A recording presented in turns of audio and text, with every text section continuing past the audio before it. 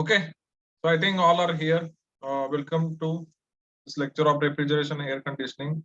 So up to this date, we have studied about the refrigerants. So in last lecture, I have told you about the basics of refrigerants, the types of refrigerants. Then we have seen the ozone depletion potential. Then we have seen the global warming potential of the refrigerants, right? Then we have seen the other properties of the refrigerants, such as miscibility, viscosity, the thermophysical properties, right? Then environmental and safety factors, and then economics. So all those things we have studied in the last lecture. So I will quickly take a recap because yesterday's lecture was in the afternoon and I didn't get the expected response from your side. So that's why I will take once again.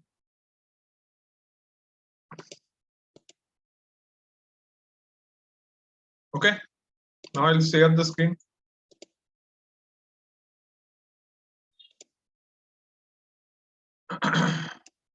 Okay. So pay attention because this is very important topic related to refrigerants. Yesterday we have discussed this. So we started with the three requirements for a refrigerants. First, we have to check the thermophysical properties. Then we have to check the environmental and safety properties. Then we have to check the economics also, right? Then we started with the how to increase the efficiency of or the COP of a refrigeration plant. In that case, the suction pressure should be lower and discharge pressure should be higher. Right, so we have seen the latent heat should be more, pressure ratio should be lower, and there is a relation between them and that trade-off that how to achieve minimum pressure ratio and maximum latent heat that should be done. Then we have seen isentropy index of compression that should be also small.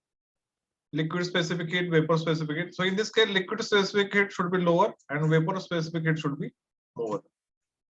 Thermal conductivity should be larger, obviously, because we want more heat transfer.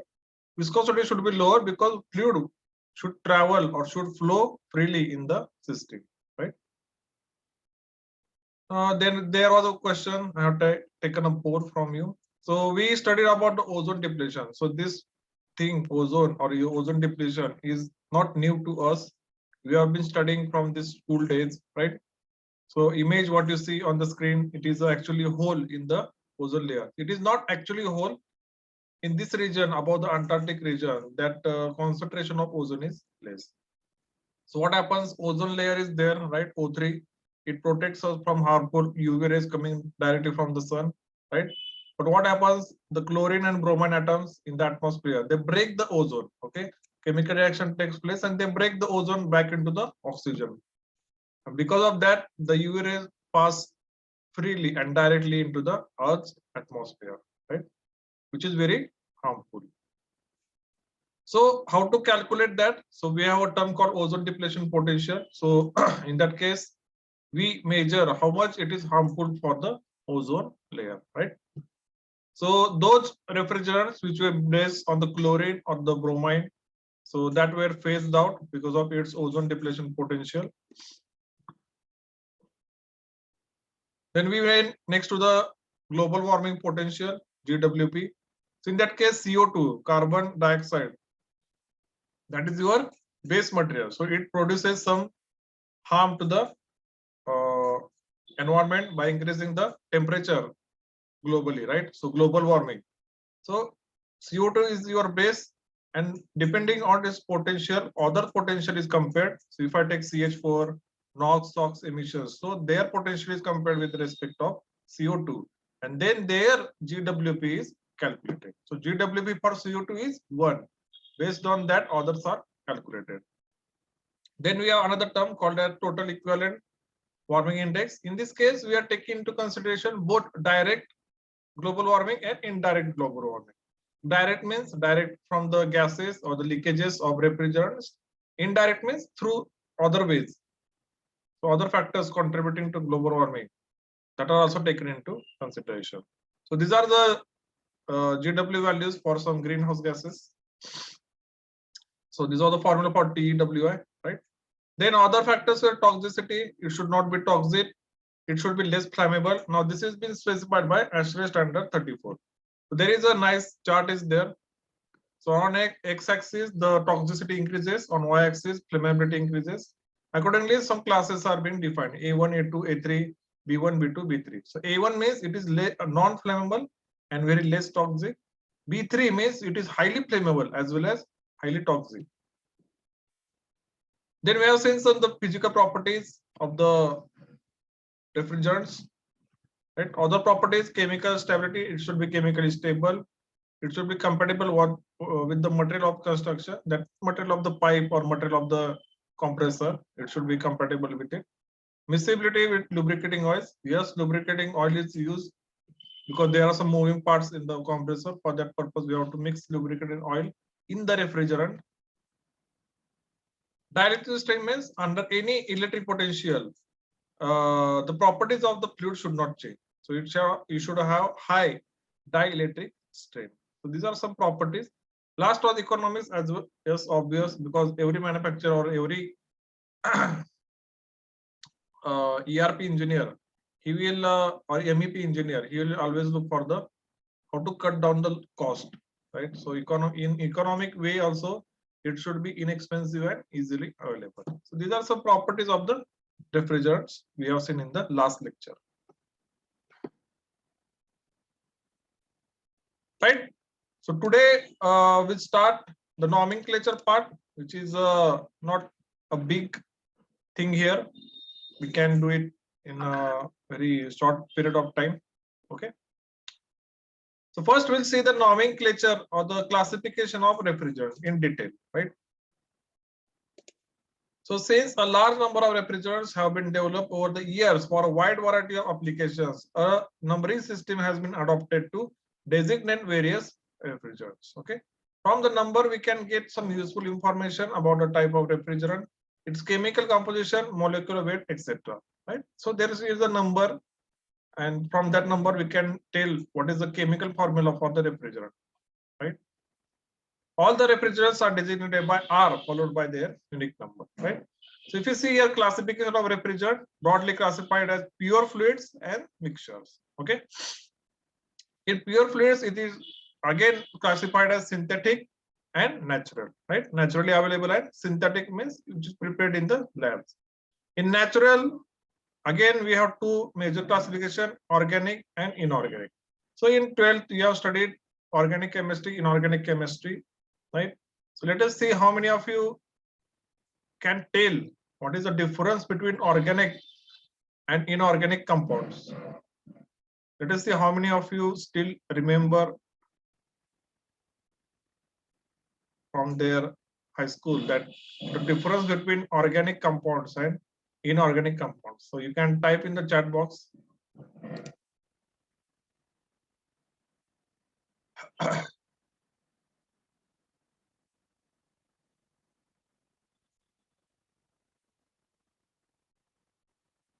So the question is,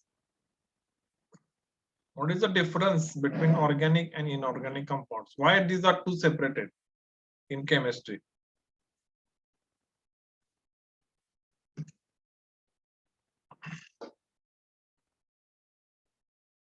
Okay, if you know, you tell, you type in the chat box.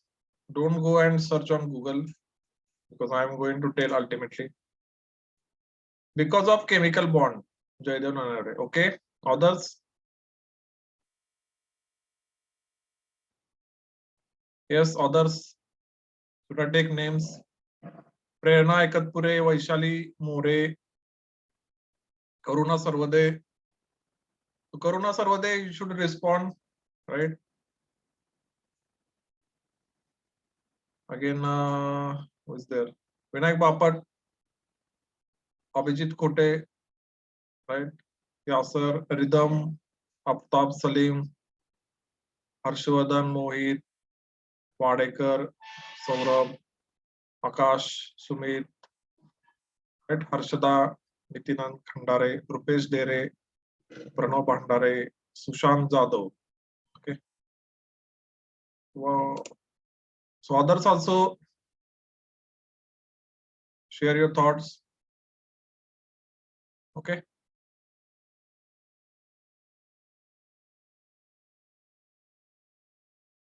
So you are in the final year of your engineering, and I asked very basic question, by the way.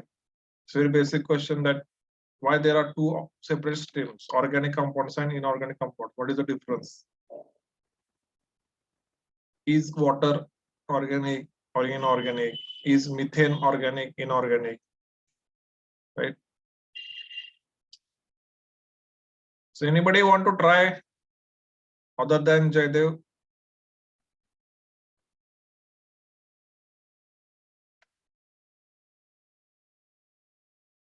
Yes. Anybody want to tell the difference between organic compounds and inorganic compounds? The answer is there on the screen. Obviously, from that also you can tell. Water does not contain carbon in it. Okay. But say CO2 here is a inorganic. It has a carbon, but still it is a inorganic. Okay. Samruddhi. Okay. Okay, at least you tried. Good. So I will tell the thing is organic compounds contains hydrocarbons or hydrogen and carbon bonds. So that is why they are special, right? So you take methane, ethane, propane, butane, all they contain carbon and hydrogen bonds. But inorganic, there are no hydrogen and carbon compounds. Okay. Why they are separated? Because these organic compounds generally fall under category of fuels. So we can create a fuels from them. Inorganic are naturally available, right? NH3, CO2, S2O, all these are naturally available and these are inorganic. Okay.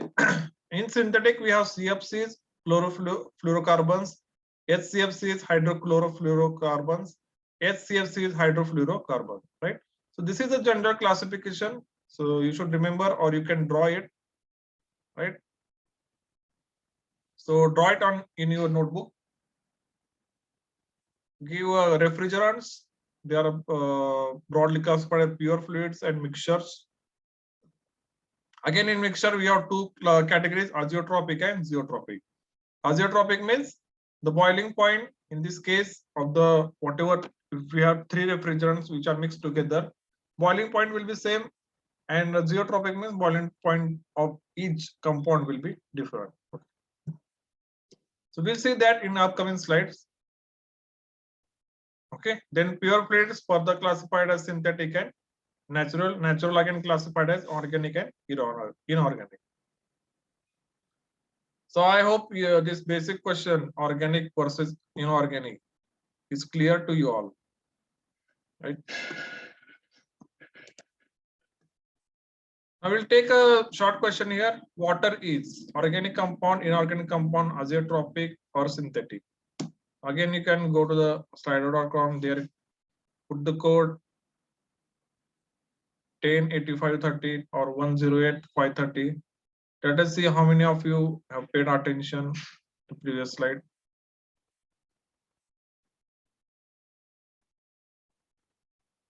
Okay.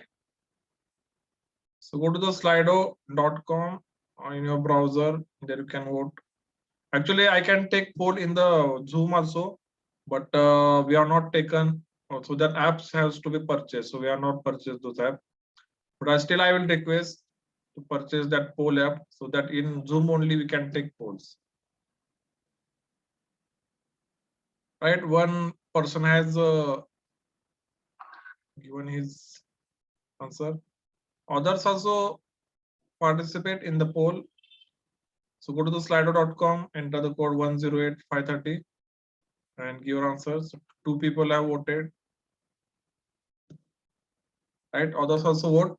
Let us see how many of you are paying attention.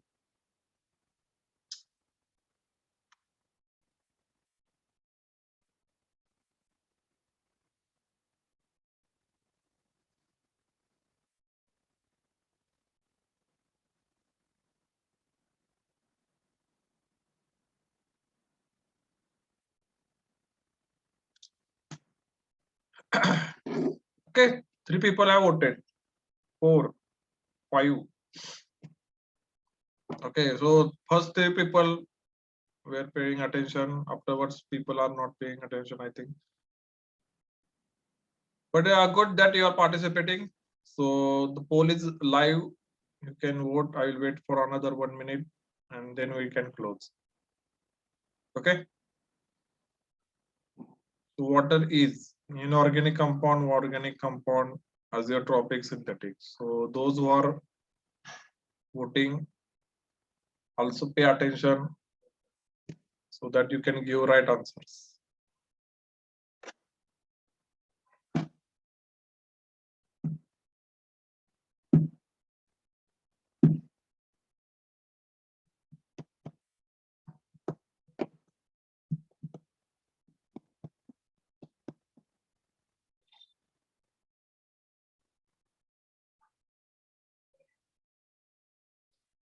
Right? So again, out of 41, 11 people have voted. I don't know what other 30 people are doing. Right? So in this case, water is an inorganic compound because it does not contain hydrogen carbon bonds. Okay. The correct answer is inorganic compound. Okay, now we'll go to the nomenclature part. So it is described by the ASHRAE standard 34. Number assigned to each refrigerant is related to its chemical composition and the system has been formalized as ASHRAE standard 34. Broadly, the numbering system is as follows. So you write it down because this will come again and again in your MCQs also. This is very important part here. So write it down. So 000 series is methane based. 100 series is ethane based. 200 series is propane based. 300 series is cyclic organic compounds. Then 400 series is zeotrophs. 500 series is azeotrophs. 600 series is organic compounds. 700 series is inorganic compounds. The last is 1000 series, that is unsaturated organic compounds. Okay, so write it down because this is a very important part here, because upcoming slides will be based on this. Okay, and there will be a capital R followed before each number. So capital R will be there, then followed by the number. Okay, so write it down because I will ask you in upcoming slides.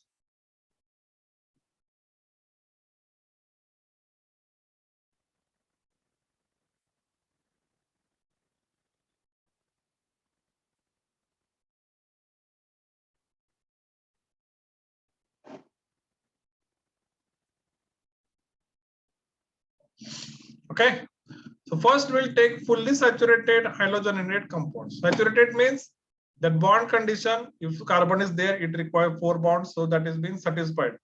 If that is satisfied, that like in the case of CH4 or C2H6, that case it is a fully saturated halogenated compounds. Okay, so these refrigerants are derivative of alkanes. So alkanes we already know, CN NH2N plus 2, that is CH4 or C2H6 or C3H8, such as methane, ethane, and propane. Sorry, this should be C3. These refrigerants are designated by RXYZ. Okay, so this number remember. So this is the formula RXYZ. R stands for refrigerants. Then there is XYZ. What is XYZ? We'll see. So X plus 1 indicates the number of carbon atoms. Right? So X is 0, that means there is 1 carbon. If X is 1, that means there are 2 carbons. If X is 2, then 2 plus 1 means there are 3 carbons. Then Y minus 1 indicates number of hydrogen atoms. Now if Y is 1, so 1 minus 1, 0. So that means number of hydrogen atoms are 1 or is 1. If Y is 2, hydrogen atoms are 2.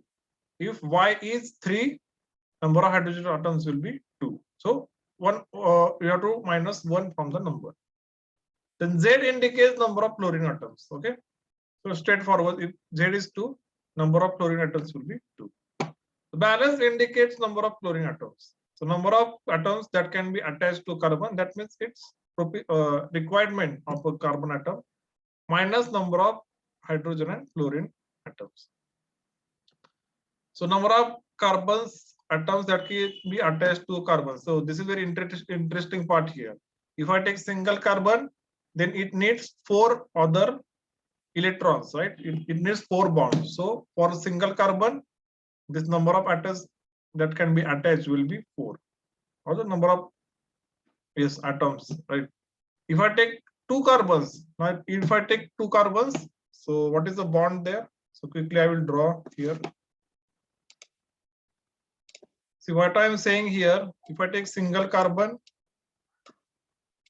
it has requirement of 4 atoms, right?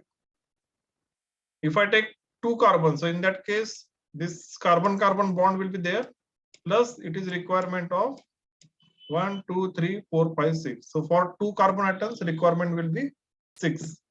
If I take 3 carbon atoms, in that case also, this will be again C will be here. Again 1, 2, 3. For 3 carbon atoms, requirement will be 1, 2, 3, 4, 5, 6, 8, 9. Right? So that way, that number has to be calculated.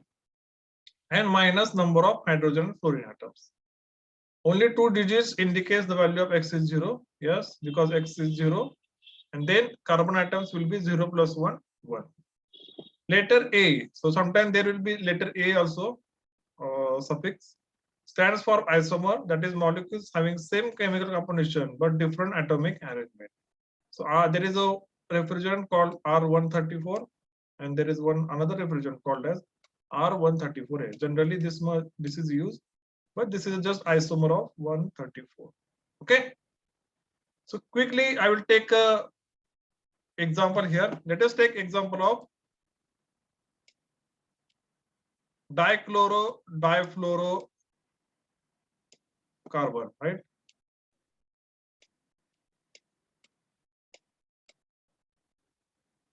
Okay. Now I want to derive the refrigerant name here. So obviously R will be there, but here let us see what will be the X, right? So X is, we'll take C, number of C atoms minus 1. So here number of C atoms is 1. So 1 minus 1 will be 0. X will be 0. Now number of hydrogen atoms, right? So in this case, this will be equal to number of, sorry,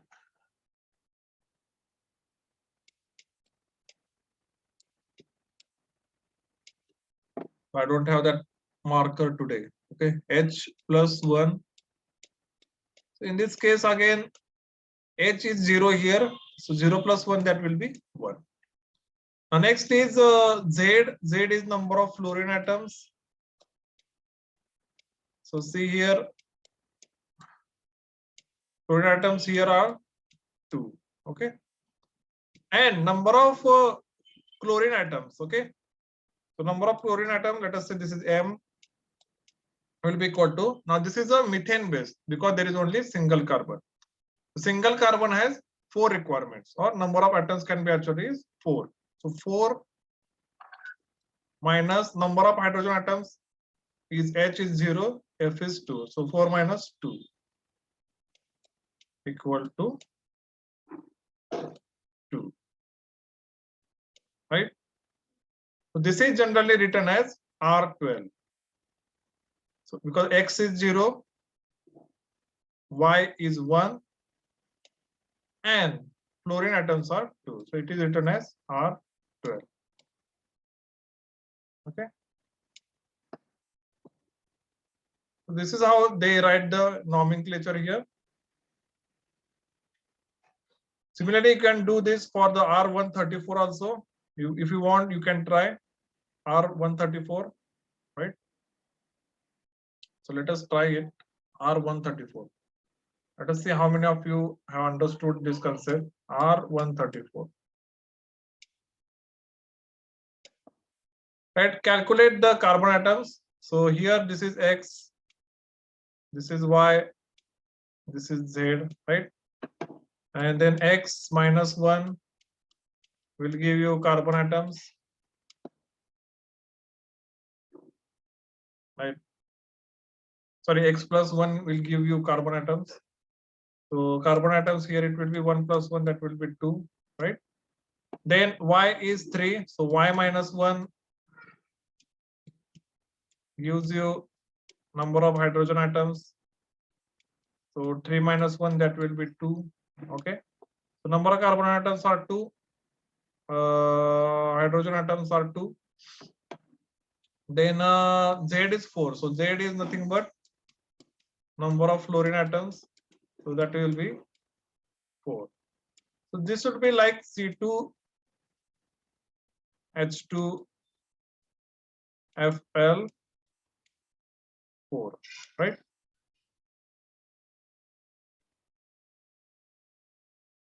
Okay. This will be tetrafluoroethane. So this is ethane base, and this is a 4 fluorine atoms are there.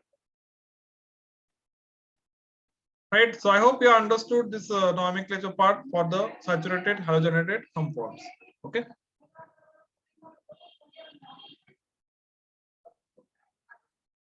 So write it down. So write down this. This will be the general structure RXYZ. In this case, X plus 1 will indicate number of carbon atoms. Y minus 1 will indicate number of hydrogen atoms.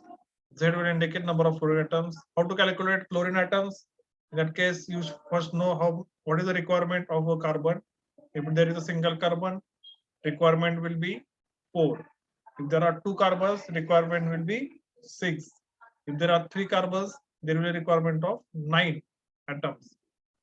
That minus number of hydrogen and fluorine atoms. So that will be number of fluorine atoms. Okay. Here also you can calculate number of fluorine atoms. So M will be equal to, so this is again ethane base. For ethane, we have requirement of 6 atoms, and minus hydrogen atoms are 2, and fluorine atoms are 4. So 4 and 2, that will be 6. So number of fluorine atoms here in this case is 0. So that is why we have derived this formula C2H2Fl4. So that will be tetrafluoroethane. So can you calculate for R22. Let us see how many of you really understood here. So tell me number of carbon atoms, tell me number of hydrogen atoms, tell me number of fluorine atoms, and lastly tell me number of fluorine atoms. So you can put in the chat box number of chlorine, carbon, hydrogen, fluorine, and fluorine.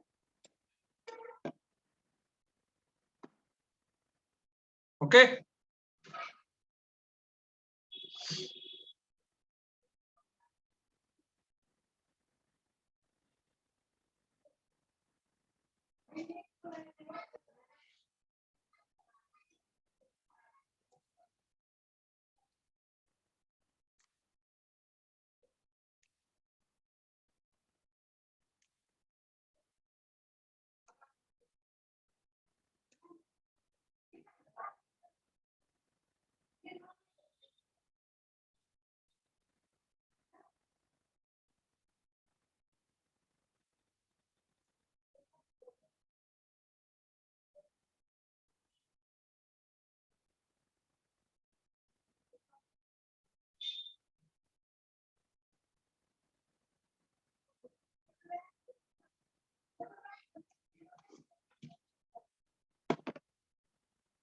So type in the chat box.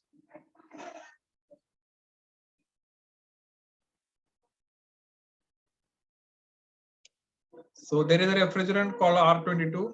You have to calculate the carbon, hydrogen, fluorine, and fluorine atoms.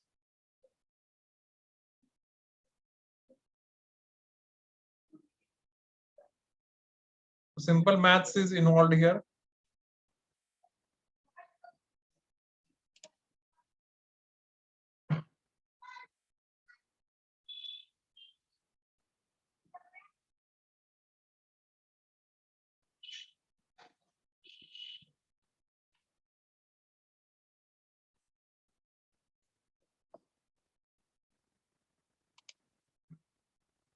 Okay, so type in the chat box your answers. So in one line you can type the numbers like number, comma, number, comma, number, comma, number.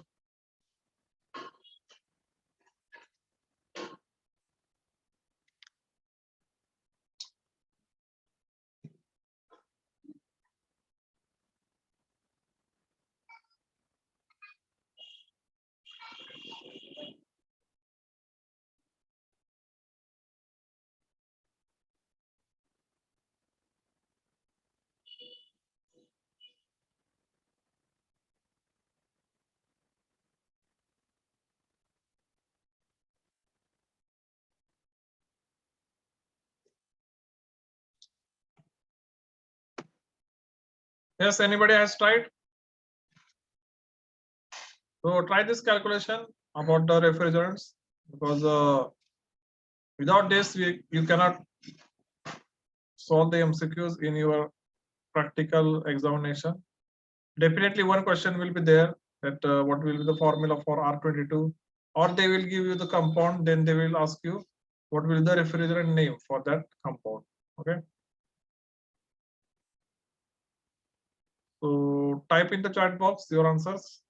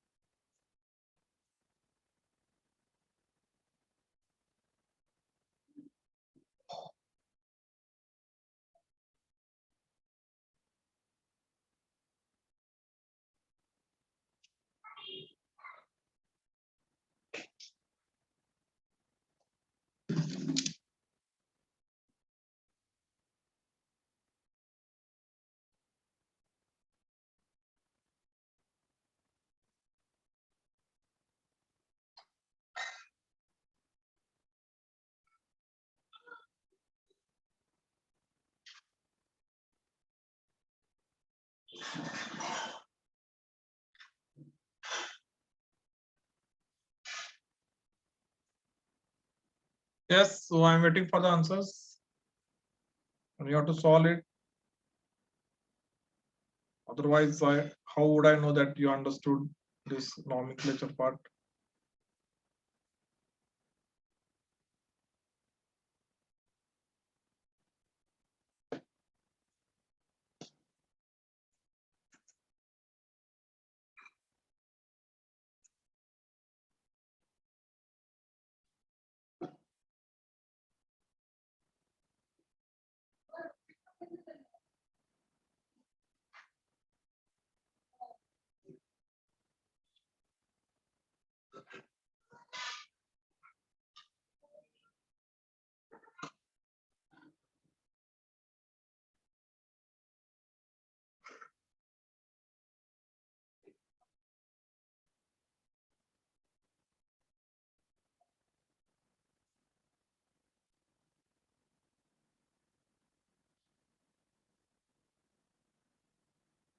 Yes, try.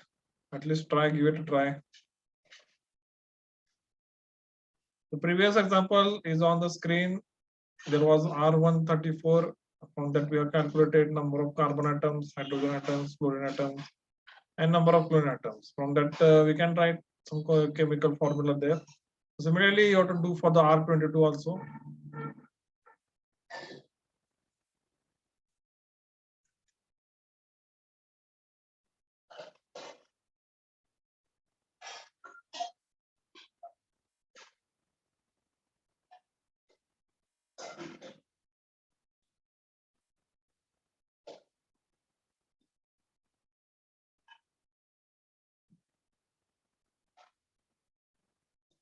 Okay, should I call by names? Saurabh Dotre, Nitinand Khandare, Aniket Sarwale, Kashaling Sarak, Ridham Parmar, Om Metkari, Abhinay Gaikwad, Vinayak Bapad again, Prajakta Surve, right? So let it be wrong. So don't worry about the correct answer. I think you give it a try.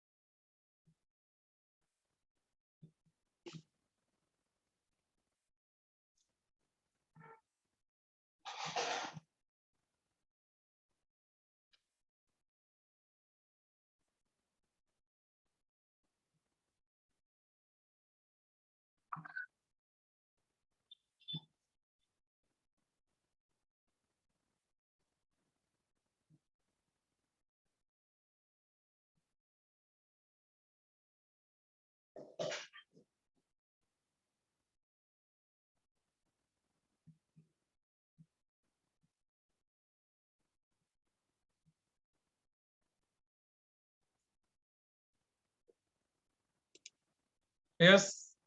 Anybody tried for the R22?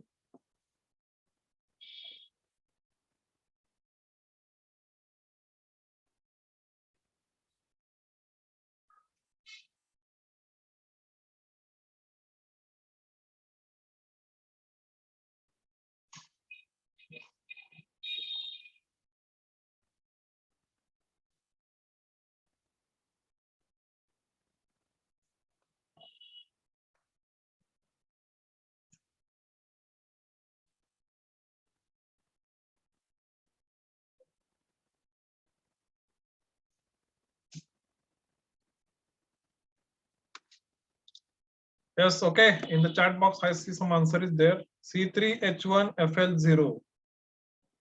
Karuna Sarvade. Okay, okay. Great. So I don't know why others are not participating in this. right? So let us see the answer here. So see carbon atoms, how we calculate. So this is R22 means this is actually R022. So this is X actually, this is Y, and this is Z, right? Now C is X plus 1. So X is 0, 0 plus 1, that will be 1. Okay. H is Y minus 1, Y is 2. So H will be 2 minus 1, that will be 1. F will be equal to Z, Z is 2. Okay. Now see carbon is 1, that means this is methane base. So for one carbon, we need 4 hydrogens, right? So 4 minus number of hydrogen and fluorine atoms. So 4 minus 1 minus 2. So 4 minus 3, that will be 1. This is a number of atoms are there. And chemical name will be CHCFL2.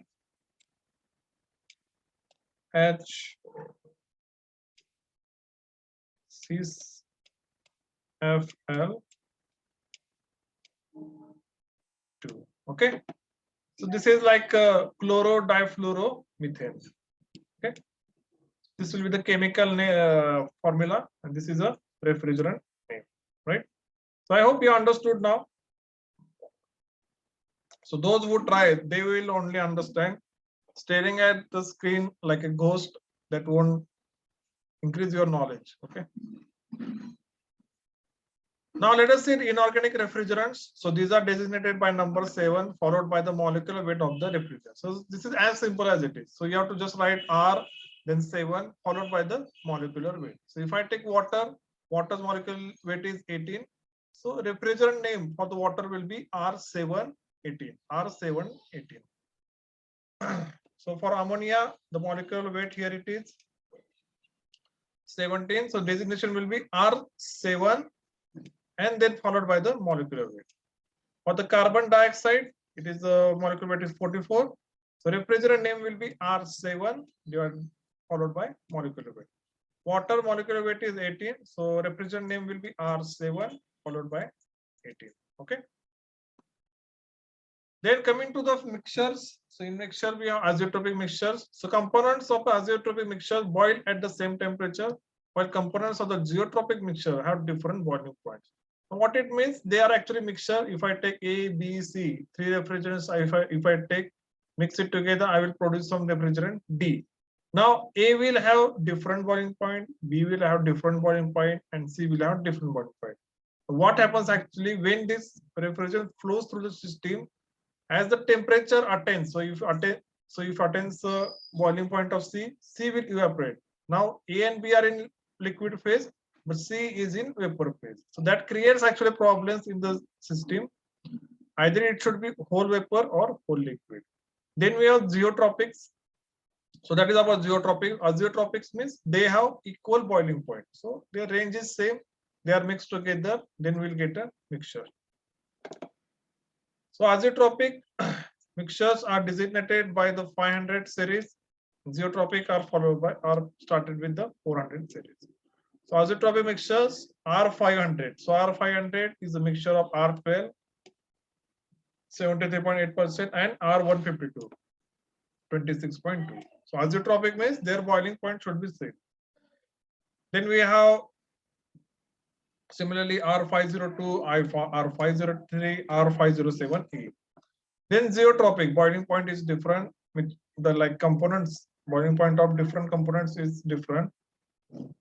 And then we have R404. So it starts with 400 series. So that should be R4 and 04A. So it is mixture of R125, R134A, then R43A and R134A, right? Then we have R407. This is again commonly used in the industries, R407. Then R407B, then we have R410A, right? This is about azeotropic mixtures and geotropic mixtures. Then we have hydrocarbons. Okay, HC bonds are there, propane, N-butane, isobutane. So hydrocarbons are 600 series. So R600 is here, then R600A is here, right? Then we have unsaturated hydrocarbons. That means CH4 is saturated. If I take CH3, that will be unsaturated. The 1000 series has been assigned to the unsaturated organic compounds. So 1000 series R1150, that is C2H4. So saturated part of C2H4 will be, so anybody, right? So this is the unsaturated hydrocarbon. What will be its saturated version? C2H4. So you can type in the chat box.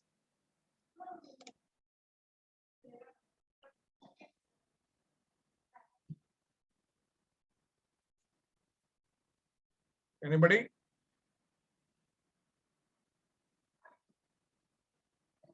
So see here, we are at the unsaturated hydrocarbons. This is 1000 series. We have a refrigerant that is R1150, which is C2H6. Okay, this is unsaturated hydrocarbon. What will be its saturated version? That is I asking. Okay, so let us see how many of you can reply to that.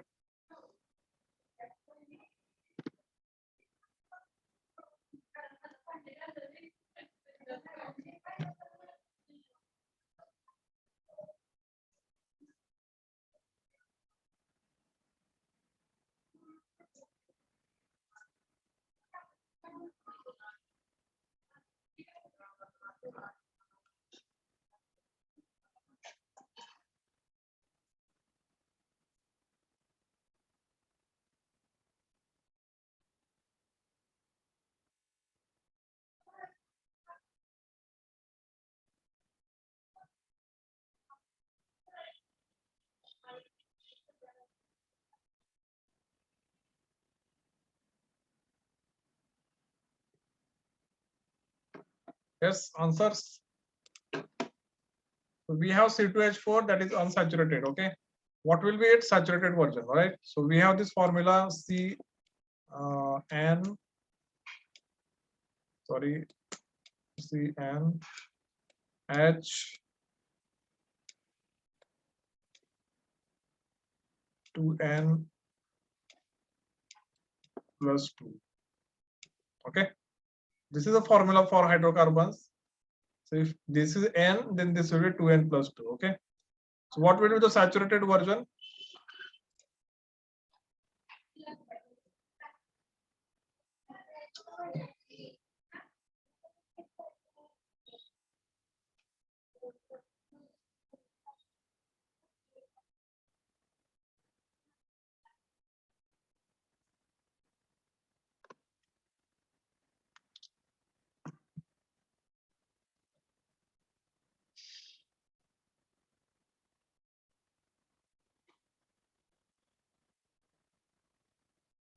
Yes. Yes.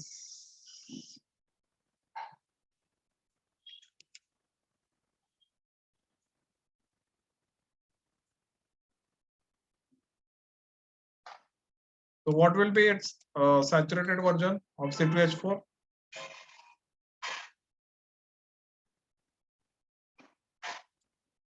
So should I can call by name? Prerna एकतपुरे,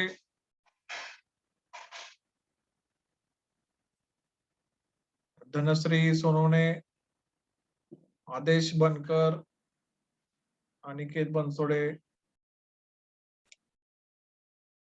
So my question is here C2H4. Okay, C2H4 is an unsaturated hydrocarbon. What will be its saturated version? That's all I'm asking here.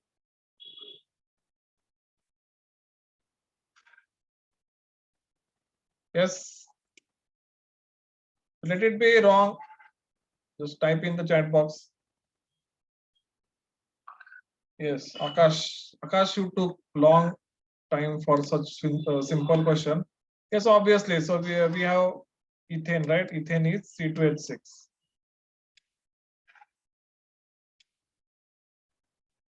Okay, so this question was very below par for you students, but still nobody replied. Right, so C2H6 is a saturated and a C2H4 is unsaturated. Then again we have R1270, that is C3H6. Again, saturated version of C3H6 is C3H8. Okay. Okay. Then we have alternate refrigerants. So in the view of environmental problems caused by the synthetic refrigerants, opinions differ on the replacement of conventional refrigerants. The alternate refrigerants can be classified into two broad groups. The first is non-ODS. ODS means ozone depleting substances. So this should be non-ODS. Synthetic refrigerants based on hydrofluorocarbons and their blends. Okay. So they are not like they are being phased out nowadays because of their ozone depleting potential. Second, we have natural refrigerants, including ammonia, carbon dioxide, hydrocarbons, water, and their blends. This is a chart for the alternate refrigerants. We'll see one by one. So we have a refrigerant first, R11. R11 is a CFC, chlorofluorocarbon. Then we have application of it is large air conditioning system, industrial heat pumps, flame blowing agent, right? These are its property. Nominal boiling point is 23.7. This is the latent heat. Then there is a critical temperature. Gamma value is given. Ozone depletion potential is 1, and global warming potential is 3500. This is its property. This is the application. But because of its ODP value, we don't want to use it. So it has been replaced nowadays by R123, R141, R245 FA, and N-pentane. Okay. So these are the substitutes for this conventional refrigerants. Next, we have R12, right? R12 again very famous. It is used in domestic refrigerators, small air conditioners, water coolers, small cold storages. Now, because of its ozone depletion potential, again we are using it is being replaced by R22, right? R134A, then 227, then azeotrophs, then this inorganic compound R717. Okay. Again, can you tell now what will be the R717's chemical name?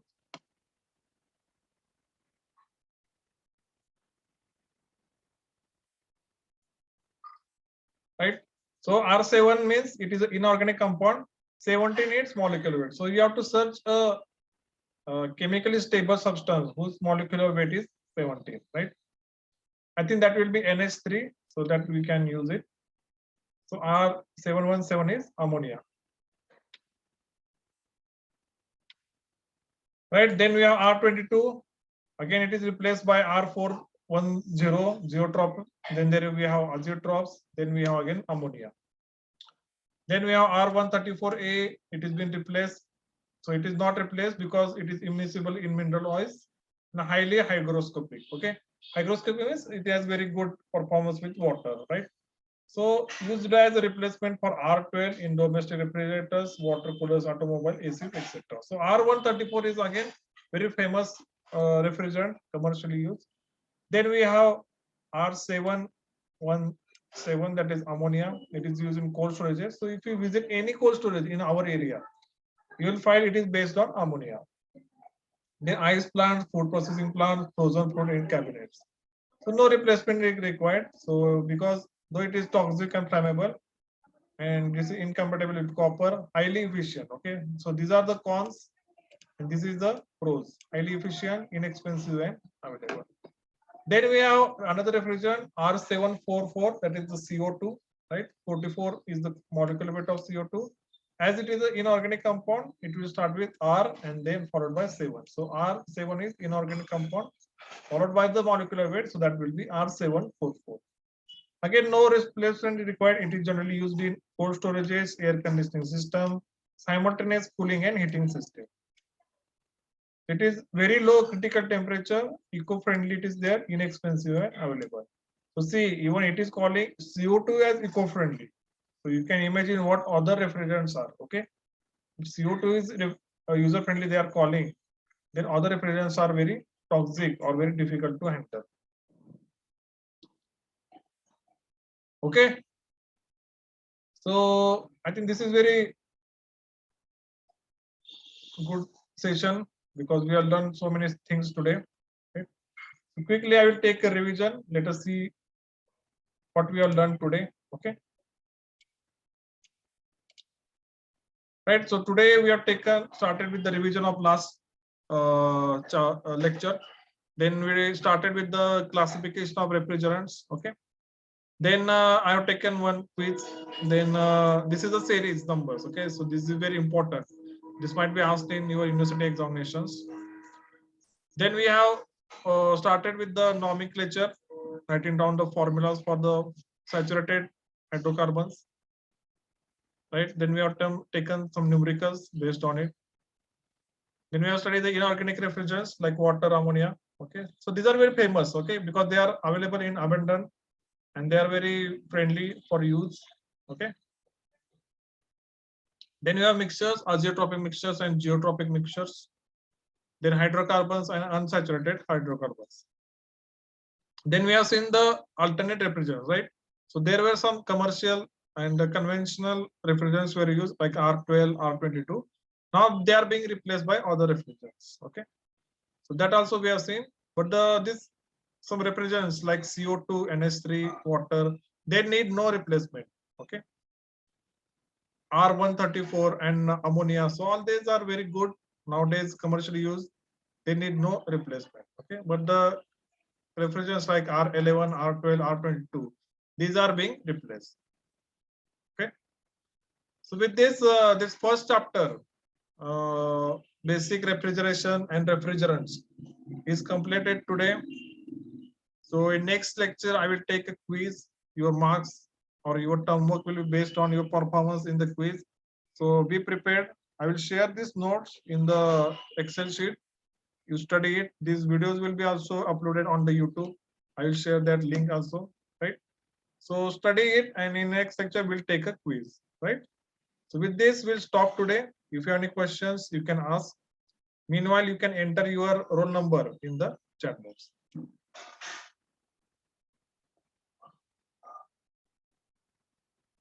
Salim Sheikh, within a fraction of second, he has entered his attendance. And when I was asking some questions, that time he did not answer. Okay, so there should be some change in attitude, Salim Sheikh. It looks like you are here for the attendance purpose only, right? This attitude will not take you anywhere. Okay, at least you participate. Let it be wrong answer. The thing is here to participate, right? Make best use of your time. You are here by spending time as well as money. So make sure that you are using it, utilizing it very well. Okay. Right. So I hope all have entered their roll numbers, and with this we'll stop today. Right. In next lecture, I'll take a quiz on chapter number 1, and I'll try to arrange one industrial speaker, right, as a guest speaker for our subject. Right. Okay. So with this, we'll stop. Thank you for attending.